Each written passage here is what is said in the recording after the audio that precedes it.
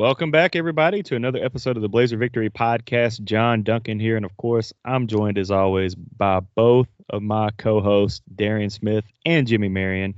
And guys, we've got a basketball episode for you all today, kind of recapping what went wrong in High Point this past Friday. A little bit about the Auburn-Montgomery game. We won't deep dive too much into that game. And also we'll preview the Paradise Jam MTE that is ahead for the UAB basketball program just starting tomorrow, Friday. But before we go any further, this game recap episode and all game recap episodes of the Blazer Victory podcast are brought to you by Cahaba Brewing Company. And we're still going to spotlight the Italian lager, the Cahaba lager. Again, if you have not checked out that beer, go into the tap room, Cahaba Brewing tap room, and try that. Grab you a 6-pack while you're at it. But you can always go to cahababrewing.com to see what all they have on tap and what all mixed drinks that they have available. But special news that I forgot on the football episode to bring up, we have 3 UAB basketball away game watch parties scheduled at Cahaba Brewing Company, and the first one is going to be in a very exciting matchup. UAB opens up AAC play New Year's Eve, December 31st at 3 o'clock.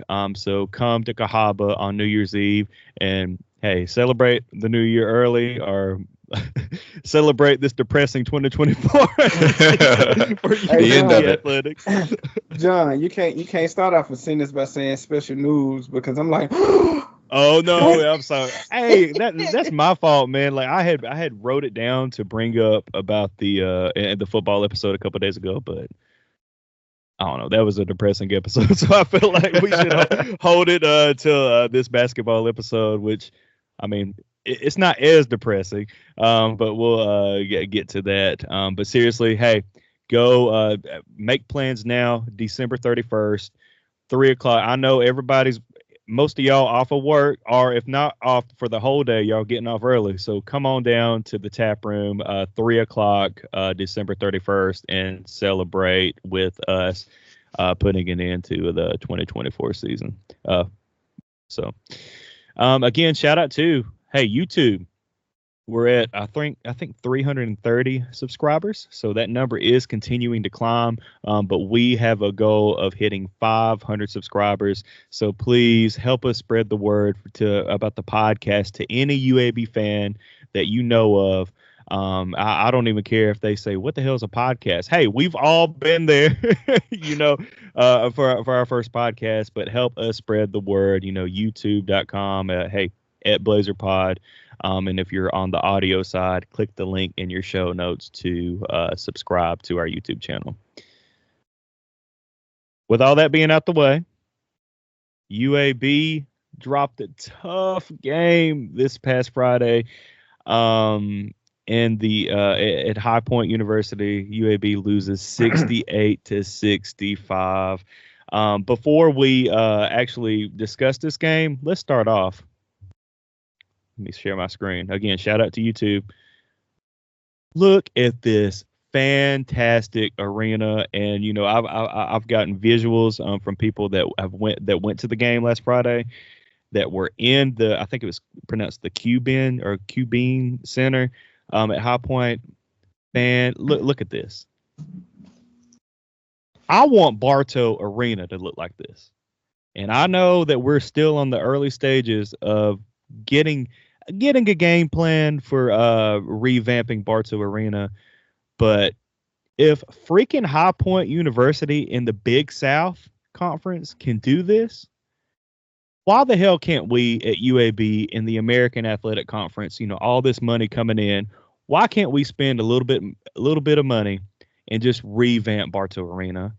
Like, why can't and why wouldn't we? Right? You've got a program with Andy Kennedy at the helm, and we're winning conference championships, making the NCAA tournament. Like, why wouldn't we take advantage and, again, give this coaching staff the necessary resources to compete at our level? Again, This is a Big South Conference team, and if you're a recruit if you're looking to go to a winning program, which High Point is currently, and you step foot on that campus, Look at these bathrooms, bro. I mean, golly. It's fantastic. I mean, again, if you're a recruit, the common fan may, and I'm glad you're showing the show, the common fan may not realize, like, High Point University, like, what's the big deal? Well, they're winning games. They just beat us. And then look at what they got going on resource-wise. UAB's got to step up. We're not talking about the fans. We're talking about the administration, the allocation of resources associated with these types of fundraising efforts. Bro, like I see why a student athlete would commit that. This is nice. Real and nice. This is High Point. Like, let's be honest, guys. Have y'all even heard of High Point before they were on the schedule? No. So I just thought it was a brand of gun. Well, somebody told me now once you get off campus, off of High Point campus, it's kind of in a sketchy area. But hey, on campus, these facilities, like, look, like, oh my, like, come on, UAB. What's the TV contract for the Big Sky Conference? You think the distribution? What would y'all want to see done? Like, I like the intimacy, mm-hmm. Like the intimacy, like, of this arena. I like when fans are there, like, you're coming to cheer. I like when fans are kind of on top of you. Like, look at Duke. Duke is like that. The Cameron Crazies, they're right there on you. We kind of feel like we are kind of away from our guys. Or what would you guys want done? I think you take to that point. I think what you need is suites. You need to take some of the corporate sponsors that are sitting at the mid-court area, put them into suites to give them that type of experience. And you move the students to a different location. As one example, I think in the concourse and stuff, like, again, I pretty much am creature of habit. I walk in, go to my seat, been doing it for a long time. So forgive me if I'm wrong. But I don't know how much tradition you feel walking through the concourse at Bartow Arena as it relates to, just, again, the championship, teams and the players and, the history associated with UAB. I know there's like a wall somewhere with like some pictures, but like ultimately, like, what is like the feel? And there's so much tradition at UAB, and you should be feeling that with every footstep around that concourse. The concession stand experience, Big Jim gets there an hour early. Shout out to Big Jim. And he's never been a fan of the experience as it relates to getting a popcorn and like a hot dog or whatever. I'm glad they got alcohol up in there now, which is good, for some people. But like just the experience walking around the concourse and then getting some sweets there would be some of the first things I would look at. The bathrooms, half the soap dispensers in the bathroom I go into, the front of it's ripped off and you ain't got soap there. It's like the little things that people like us will look past because we just love the team. We're going to go, but we are trying to get the community, the broader community, to come to Bartow as we're competing with other programs. People are choosing to sit home and watch Alabama and Auburn on TV when they play an SEC network or whatever they're playing, versus coming to Bartow to watch UAB. We have to convince those people, like, hey, we understand you love Alabama and Auburn, and if we're competing with them at a home game, whatever, but people are choosing to stay home and watch those teams for different reasons, and we've got to get more people coming into Bartow Arena that aren't just the diehards. But, I feel like, and I'll make this quick, that's something that we talked about as far with UAB in general. I think we struggle with the feeling of when you're coming down, when you get off the interstate, it doesn't feel like the home of the Blazers. Like football, basketball, everything in between. We need like a lot of college campuses, and I know we're not a regular campus, but we need this to feel like Blazer country. We need some banners up. We need something like you just feel that green and gold. And it just, what I say about UAB, when you walk into the arena, you're like, oh, this is a nice arena. You don't feel the tradition. You don't feel, it's like, oh, this is nice. You get on campus, you say, oh, this is nice. But tradition is not what you feel. It's like feeling modern or feeling edgy, but it doesn't feel like, oh, like I can feel the history, tradition, that experience. That's not UAB. And I don't know. I wish I knew behind the scenes of like, money, what stuff costs, overhead, like how much income we got coming in and who's trying to nuke what. Is it the board? Is it the board? Is it the president? What does the AD? We don't. All of this stuff is like we just speculate about it. No one really knows. Listen to our listeners, to the listeners abroad, if you have any information about what goes on behind the scenes, feel free to reach out to me at DayDread75 on Twitter, Darian Smith, John, Jimmy. They're all right there. Reach out and let us know. Educate me, please, because I hate not knowing where to point at. I'll point at them for you. You want me to point at them? I will. Just we're on here. This is what we do anyway. And I mean, look at football. We've been pointing at them all year. But yeah, so y'all just let us know. Give us some information. I really would, honestly. I'm just joking around, but honestly, I would really know how budgets and how all of this stuff work. I don't have any clue about the decisions. We want stuff done to Bartow, and we want stuff done, but we want buyouts not to be so high. But I don't understand it.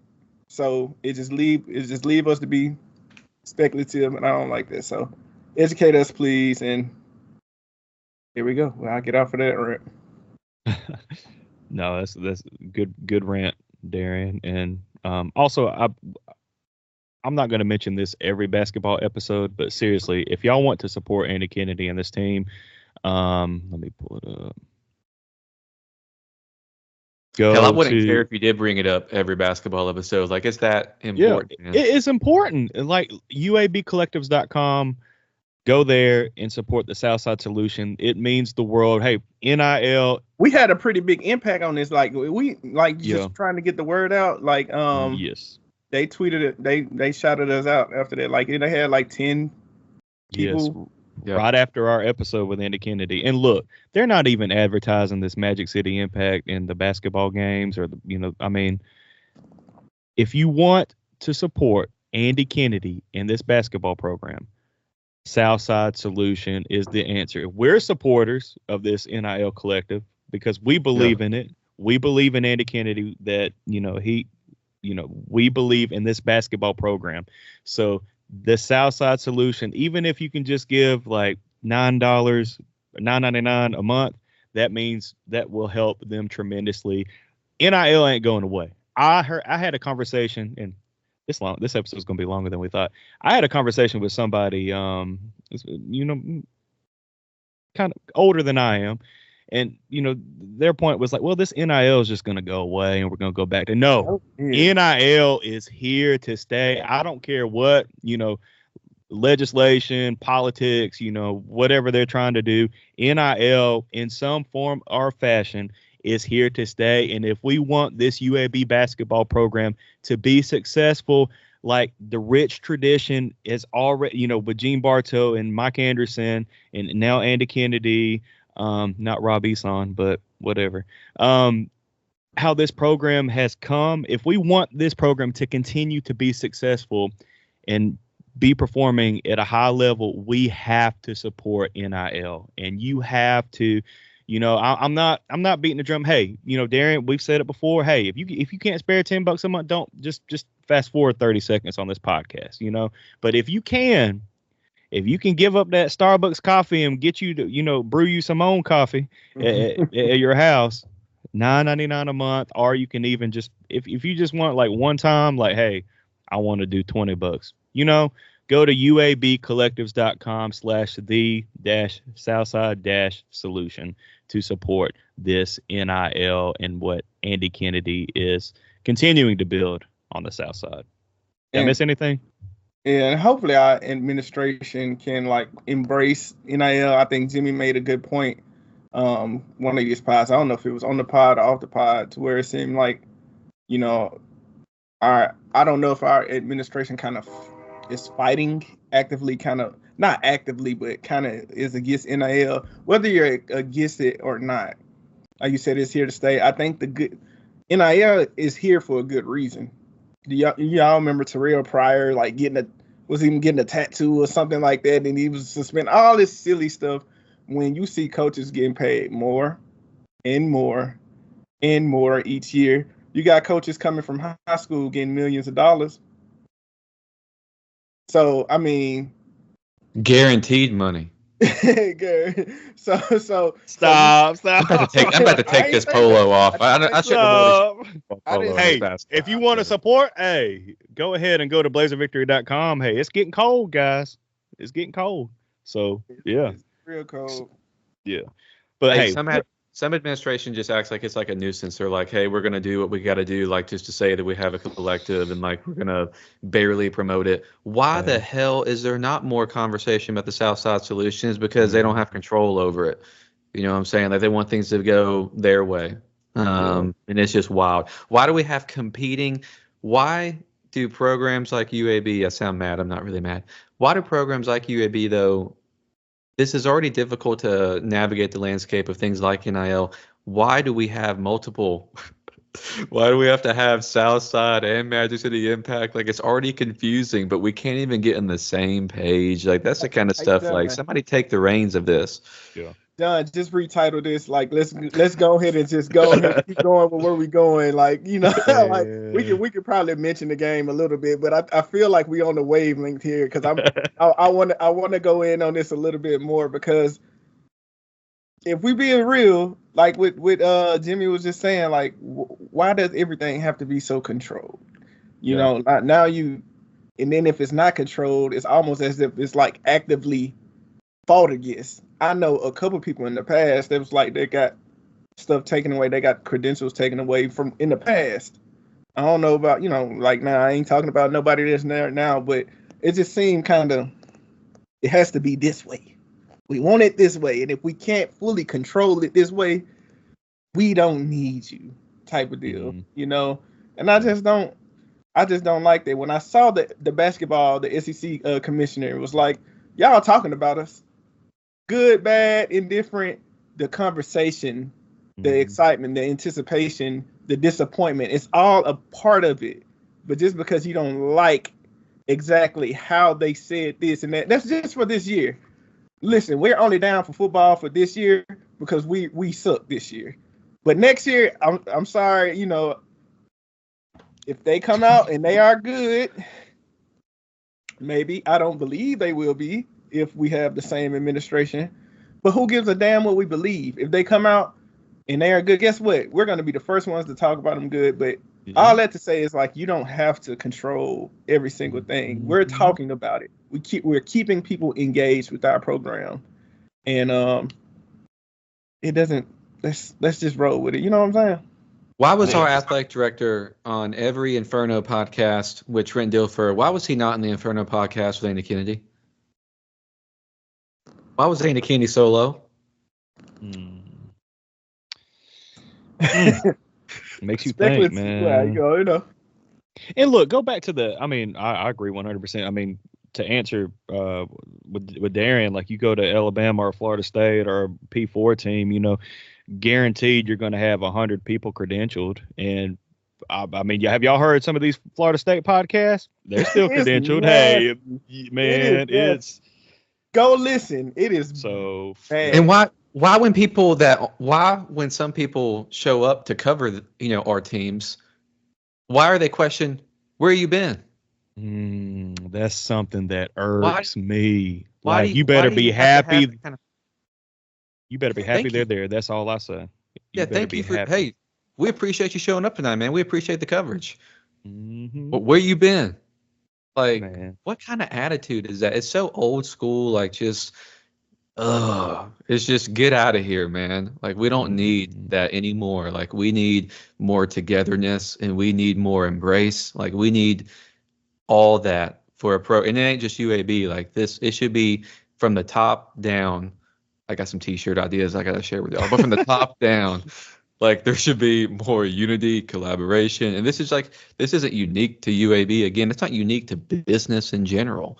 But, the lack of communication, the unity, like all that stuff's got to change. We're going to keep fighting tooth and nail to provide coverage. And as fans, y'all are doing a great job showing up, supporting in whatever way that you can. But hell, we're going to keep talking about this until stuff changes, and hopefully it'll get there. Hopefully, yeah, it'll get there eventually. It's just we're just going through some rough patches, and so. Let's talk about High Point. Yeah, let's talk about High Point, man. Hey, so so UAB loses 68-65, and guys, you know, we didn't really get to talk until later that night or the next morning about this game last Friday night, but there were some stretches in this game that it was kind of looking like UAB was going to get rolled. It was going to be like UAB, and there were times it kind of got away, but credit to this team, and they fought their way back, and God dang it, like if just a couple of free throws fall or if a couple shots fall, UAB wins this game against a really good High Point team, you know, who's predicted to win the Big South this year, and they won the regular season last year, but got bounced by Longwood in the tournament to let Longwood go in the NCAA tournament last year, and we'll get to Longwood in a few minutes.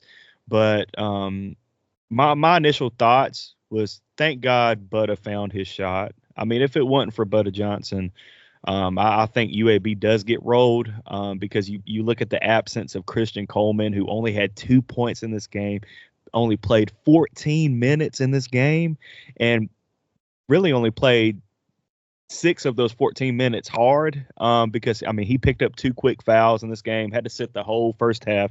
Andy brings him in this second half, and he's just playing slow, non-energetic. And, you know, for the Patreon supporters, you know, post game after the AUM game, I asked Andy about Christian Coleman, and this guy brings the energy for this team.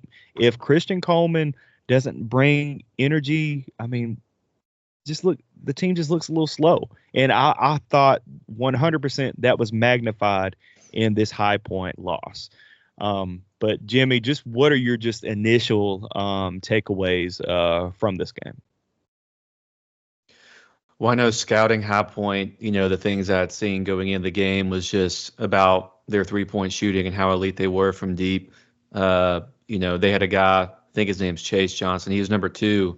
They had a game, I think it was their opener, that went like 9 of 11 from 3-point range. And I had tuned in, you know, at another game at halftime. You know, they were doing well against Jackson State. Second half, they dropped off a little bit. But my point is that they were like an elite 3-point shooting team.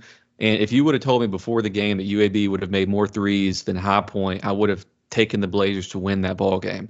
So UAB hit 7 threes in this game. High Point finished with 6. So, you know, looking at why didn't UAB win this ball game? You hit on, you know, one, which was an off night for Christian Coleman. Coming into this game, he was averaging a double-double. He was leading the team plus minus. Unfortunately, he performed his worst this season. It reminded me a little bit of the San Diego State NCAA tournament game in which Christian Coleman struggled. He was in foul trouble in that game. I think he had 2 points and 0 rebounds, you know, in that ball game. But anyways, really, when you look at it, it was bad offensive execution. You know, that was the first thing that came up. It's been something that's been difficult and a challenge for UAB thus far this season. UAB went to the locker room down 1, but they were only shooting from the field 28%. They missed 5 free throws in the first half. I think they missed their first 5 free throws in general, which was just bad starting off the game. This just gives you, whenever we have a lead guard go to the free throw line early and miss both, it just like gives me so much anxiety because that kind of stuff can be contagious until you knock it off a little bit. UAB went one stretch of 8+ minutes without scoring a field goal there early in the first half. I think it was like from the 18-something minute mark down to like the 11-something minute mark when I think Butta had connected out. I believe it was on a 3, and I think he scored like 8 straight, something like that. But the lack of ball movement, 6 assists on 19 field goals was problematic. And the most staggering stat to me in this High Point game was points in the paint. UAB was outscored points in the paint by High Point 36-16. That's a net 20 differential. It's staggering. When you look at UAB throughout this season, UAB has feasted in the paint. They scored 48 in the first game, 58 in the second, 50 in the third. Against AUM, they scored 70 points in the paint. And you look at the net differentials in those ball games, plus 24, plus 22, plus 22, plus 44. To go minus 20 in this game against High Point was just difficult. And High Point has a good team. They're also dealing with some injuries. I didn't know that. They were talking in the broadcast about they got some players out. And I was looking at they played again after us. I forgot against who. And there was like 2 or 3 like guards, I think, that were like good producing guards that were out that game. I don't remember if they were out against us, but this isn't even like a fully put together High Point team right now. They're probably going to go on a pretty dang good run. So at the end of the day, losing to High Point on the road is not a terrible thing. What it made me more upset about, though, was that we lost the Vermont game. Like, I was sitting there against High Point, and I was like, damn, if we just had started 3-1, it's not a difficult loss. But seeing what Vermont has done or what they have not done since UAB played them, like the High Point game, ironically, made me more upset about Vermont, like, after the fact. Yeah, I agree. Darian, what's your thoughts? I'm about to say, so I think I'm trying to see like what the problem is, with this team, and I think it's like just roles, like trying to figure out where to get your shots at. We was talking about this, the Vermont game, the beginning of the year. I feel like we talked about it some last year a lot. Just like other teams, I feel like kind of know where their shots are going to come from and who's going to produce, who's going to be consistent. We have some, as of right now, it's only a couple games in, but we have very streaky, inconsistent guys. So we talked about Christian Coleman, which surprised me because I thought he had grew to be one of those consistent. Like, we know what Yaks might have a bad first half, but then you'll look back and then you'll say, oh, Yaks at 17 and 15. Oh, and he had 2 blocks along with 3 steals. It's like, you know what Yaks is going to give you, and if he does have a stat stuff in first half, that's probably because he was trying to get others involved. That's just how Yaks is. He's trying to help them along the way. You can tell when he turns it on, and it's like, you know what? I'm gonna do what I can. I do what I do, and y'all have to figure it out. So I was surprised by Christian Coleman, but then we look at AJ Vasquez that game. 0 for 5, 0 points, just 3 rebounds, no assists, no steals, no blocks. Just basically a cardio game. That's what I call a cardio. You just out there running for 15 minutes. Now, and we're not used to that from AJ Vasquez. You know what I'm saying? He's a guy, he can get hot, but even then he plays tough. He gets to the line. Like, he can do a lot of things. He's a very good player, very dependable. And so just Butter had been struggling. He had a good game that game, but he had been struggling coming into there. Tyron Moore was a guy that I thought was going to be a consistent, older veteran type of guy. He's been really streaky, as well as Iswero, same thing. And I think we just need guys to be consistent. Jabari McGee, he had a good game against AUM. Mm-hmm. But against the Panthers of High Point, it was just 6 points, 2 rebounds. It ain't. What are we?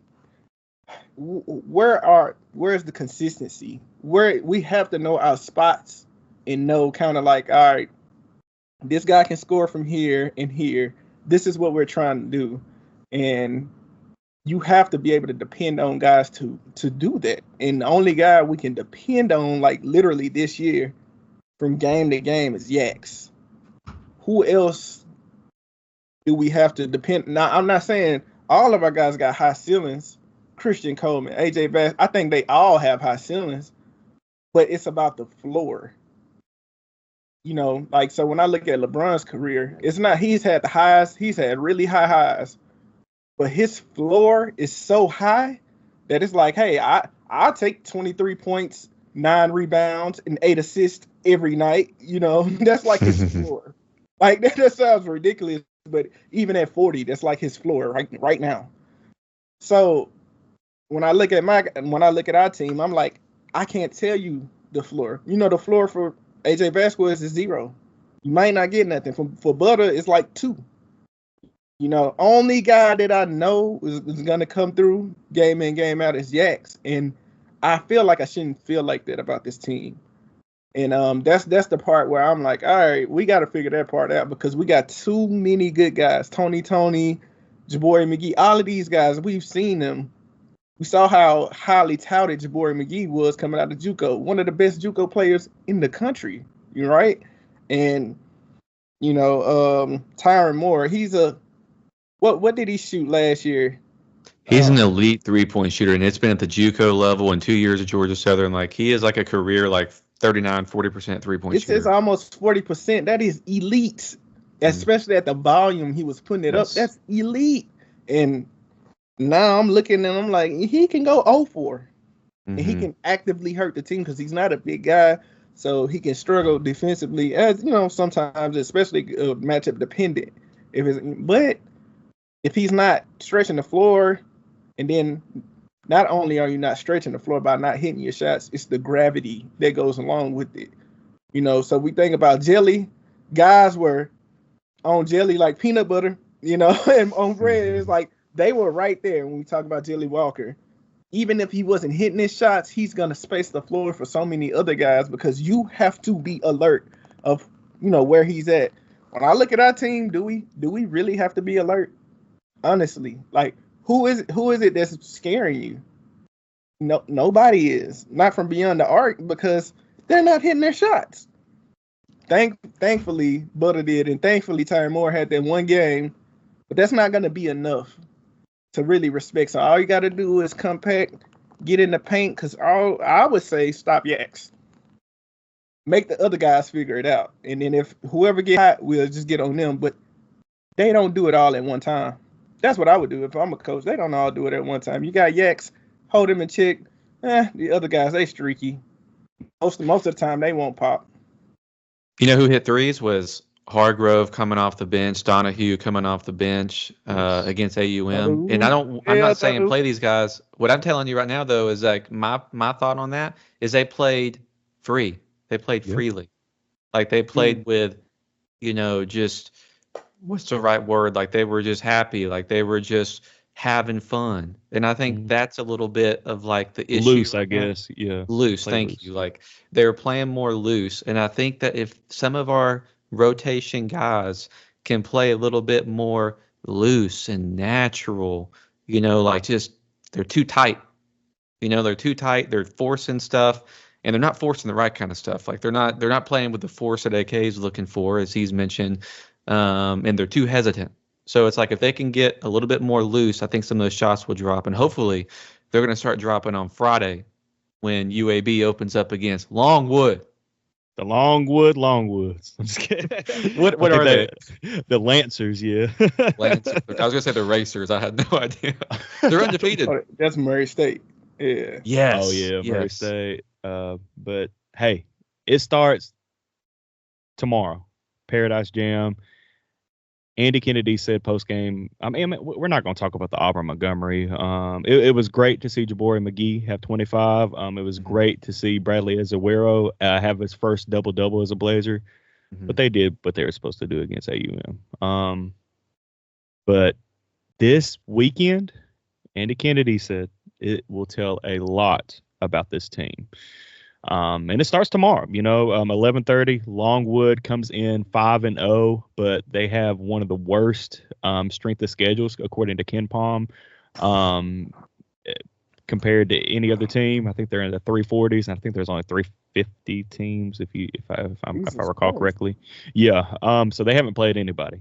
But they're a Big South opponent. They beat High Point to go to the NCAA tournament last year, right? That's what AK said. Yeah, they did. So this is an NCAA team from last year. So this is going to be a tough stretch. And guys, it starts, Friday. If UAB can win this game, then they'll get the winner of Illinois State and McNeese.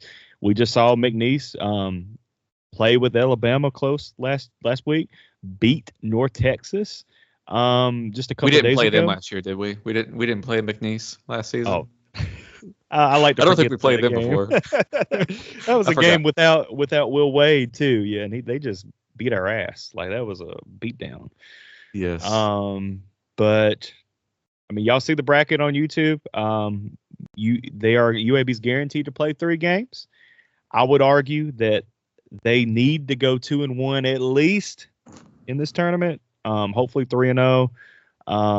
But I mean, if you go 1-2 or 0-3, we might have to have a sad podcast next week. And we don't want no. We don't want no more. Please, Darian, tell. We don't want no more sad podcasts. We don't want to be sad no more. We've been sad enough. Like, let's be happy. Like, and not because we've been drinking Cahaba beer.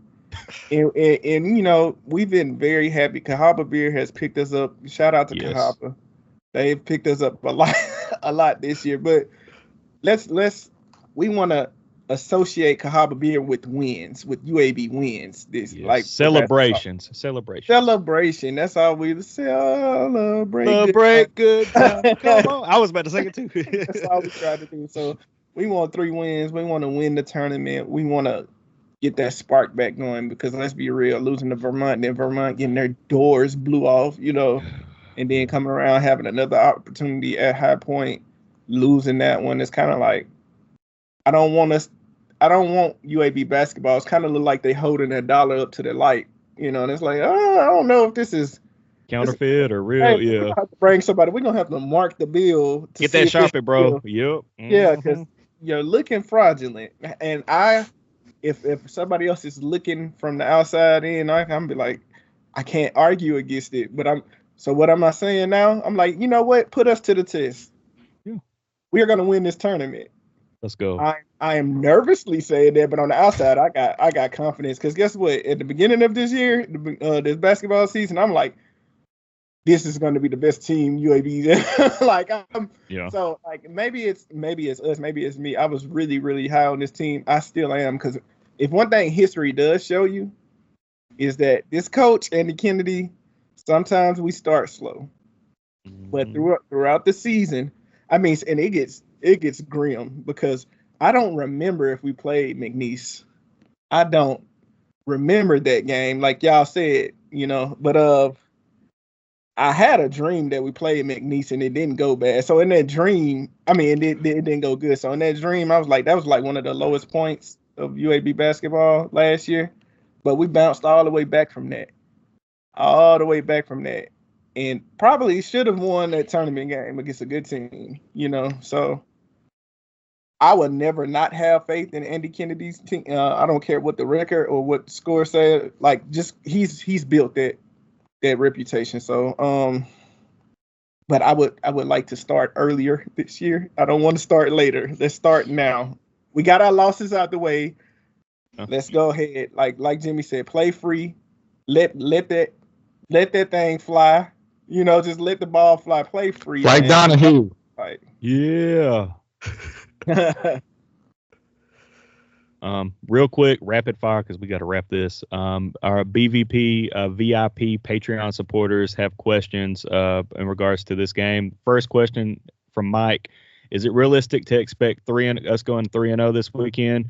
Also, is it reasonable to check out till March if they don't? No to right. I mean, if you loop, man, it is realistic. Yeah, give me 2-1, please.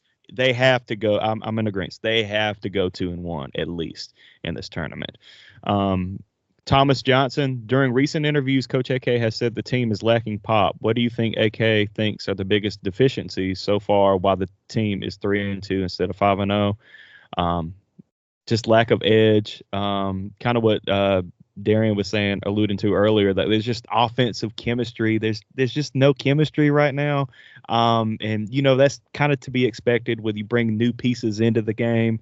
But they'll get it going. Hopefully this road trip, you know, staying in the hotel together, going to the beach, you know, hopefully they'll get more bonding time and they'll develop that chemistry on the court. We'll start to see that hopefully this weekend. Like, when I think about edge, I think about AJ Vasquez in the tournament. Remember, he was going crazy. Like, he played with they all played with something different. And right now, for whatever reason, it's just not there. 100%. Last question from Andrew. What will it take to get the team to play with an edge urgency for an entire 40 minutes and not just parts of a game? Why is the team still taking opponents for granted? I think we alluded to Andrew's first question, but the second question, real quick, Jimmy, why is the team still taking opponents for granted? That's a good question. I think it's going to have to be a player-led turnaround. I think that, coaching staff's going to tell them over and over again, look at this team on tape. They're dangerous, all of that stuff. So I think the coaching staff, this is my personal opinion, is doing what they're supposed to do. Somebody is going to have to be that nucleus there internally to be like, we're not allowing this to happen anymore. Whether it was Cardell, Squeaky Johnson, AJ, Nick Norton, like these guys, locker room, the glue guys, like Tyler, Matt, I'm just bringing up random names. Like somebody's have to step up and be like, hell no. Like we're not losing this game. We got some alphas on this roster, but somebody's going to have to step up and be like, we're turning around this ship right now. And hopefully they're having that conversation today and we're doing it tomorrow. This is terrible to say after kind of like respecting your opponent, but hell no. What's the mean? Hell no. We ain't listening to no Longwood. Right. Hey, come on, baby. UAB, let's get it together. Go 3-0 this tournament, and we'll be back with a happy podcast come next week. But Darren, go ahead and send us out. Blazer Nation, we're going to be drinking Cahaba beer in celebration this Let's time. go. Let's go, baby.